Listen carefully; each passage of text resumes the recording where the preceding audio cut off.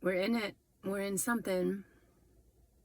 I'm in something pretty deep and meaningful and profound, and this is a poignant, heavy, important share. And it's not for everyone, so if you're feeling sensitive, if your trauma is triggered right now, if you have issues around sexual trauma, this may not be the video for you to listen to, but I need to make this video for what's bubbling up in me and around me and through me. I got up and shared within the month some words, a poem, spoken word that came through called What is a Woman? What is a woman? And I answered, I am a woman. And I went on to say what that meant to me. And part of this share was about this sense of not feeling safe as a woman, of feeling put upon, of feeling sexually devoured inappropriately, energetically devoured and attached to inappropriately. From very early on. And maybe in ways that I'm not even conscious of, probably in ways that aren't in conscious memory. I have been traumatized. And because what's happening for us on the micro is also happening in the macro, and getting to the depths of our woundedness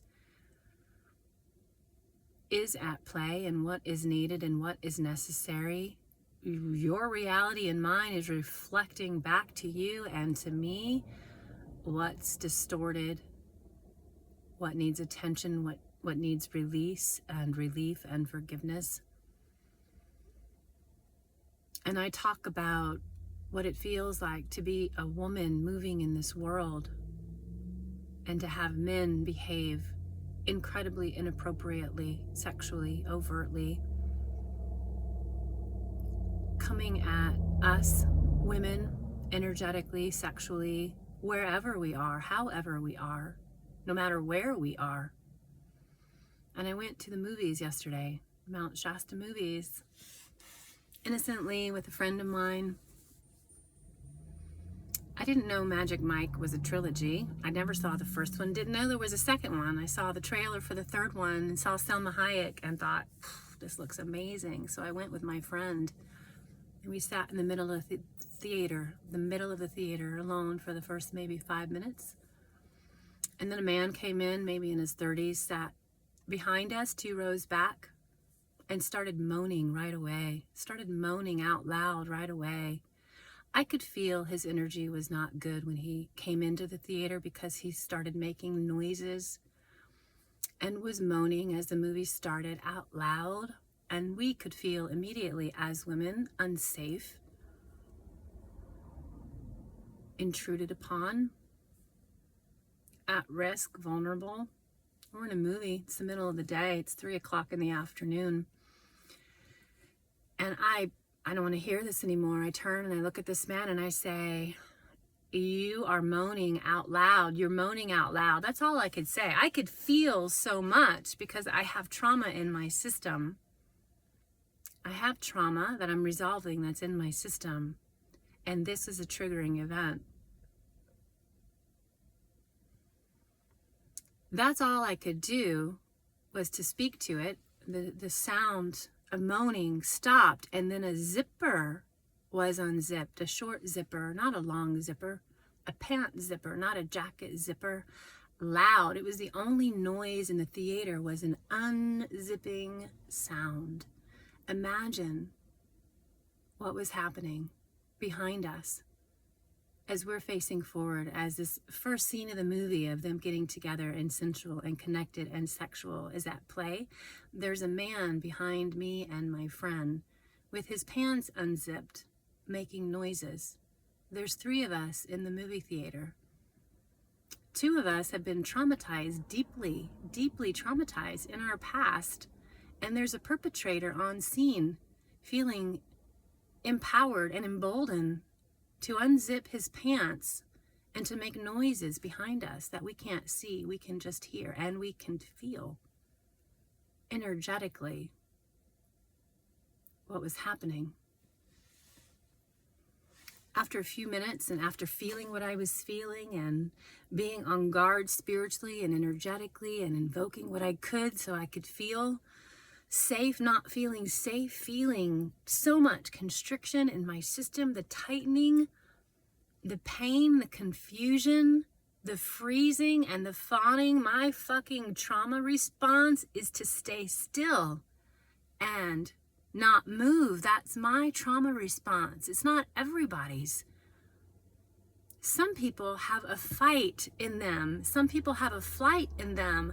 I have a freezing and a fawning. That's how my nervous system decided it was best to save me back in the day when I was put upon, when I was hit, when I was traumatized repeatedly. Stay still. Be still, don't move. You're going to be safe. If you don't move, don't move, don't move.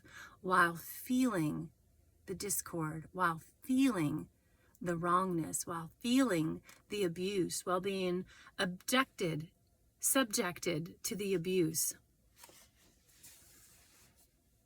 My friend, God bless her, I looked at her, she looked at me, she said, let's get out of here.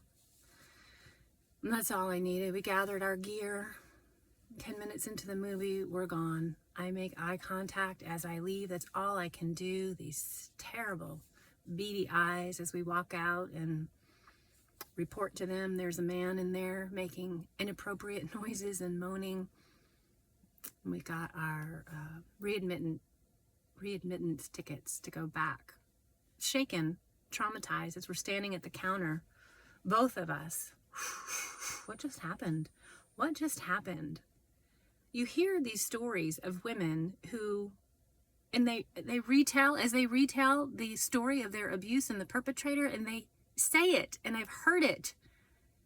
They didn't move. They didn't say no. They could hardly do a thing. I understand it. I understand it. This person wasn't even touching me, wasn't even facing me, and my system shut down completely. Save this sister friend of mine.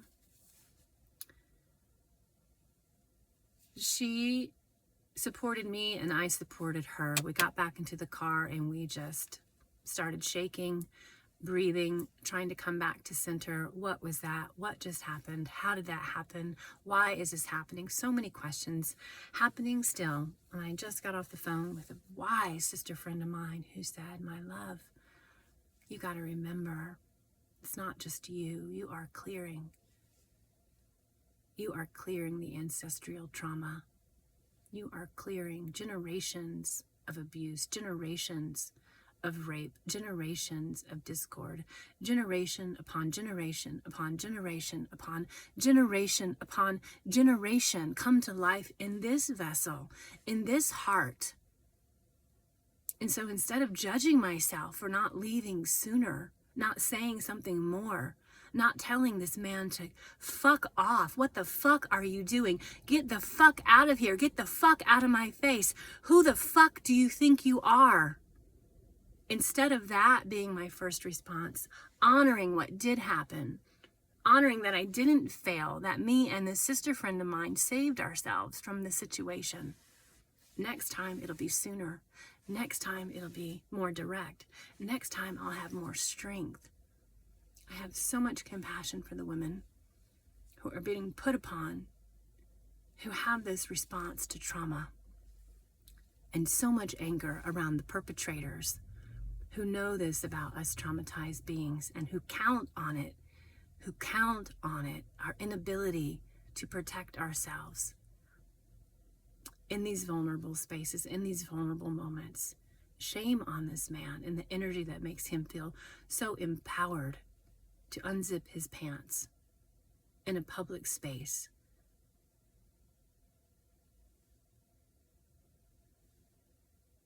Little by little, we're clearing this trauma. It's little by little. It's moment by moment. It's person by person. It's consciousness by consciousness. And it's rewiring the depth of this program and the pain that we've inherited from one generation to the next. And as women in particular who are different than men. Women in particular need to stand up for each other now more than ever.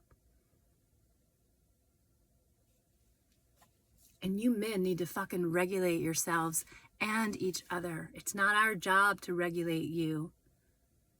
You got to show up for yourselves.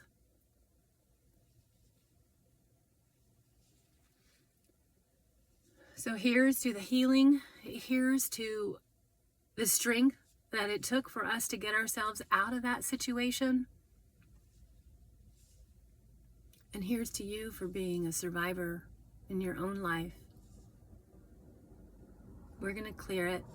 We're going to free it. We're going to create a new. And this is part of the process, as painful as it is. We're not alone in it anymore. We're not alone in it anymore. And it's time for us to stand up in our truth, louder and brighter and more loving, more fierce, more direct, more clear. And to say, fuck off, as soon as we feel like something's wrong. Grace to you and your healing process. Grace to me and my healing process.